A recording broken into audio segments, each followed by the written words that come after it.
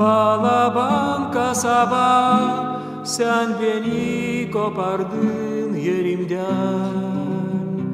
Ba gündüz, ba gece, ba akşam, ba sabah, durgunlamarım bir türlü ben.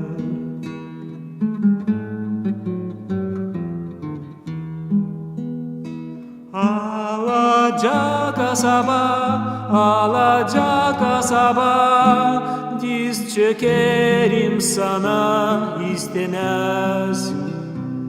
O kadar sınaştım mı sana acaba?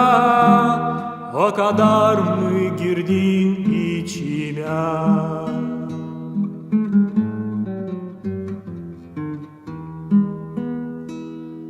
Kalaba kasaba, kalaba kasaba, zor senden soluma insana.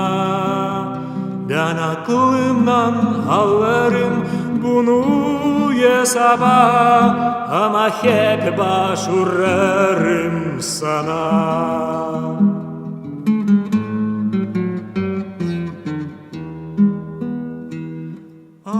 Aldadan kasaba, aldadan kasaba, sensin değilsin düpdüz altın.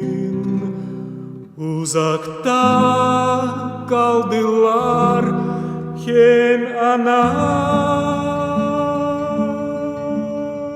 hem baba. Sen ki neden beni aldattın?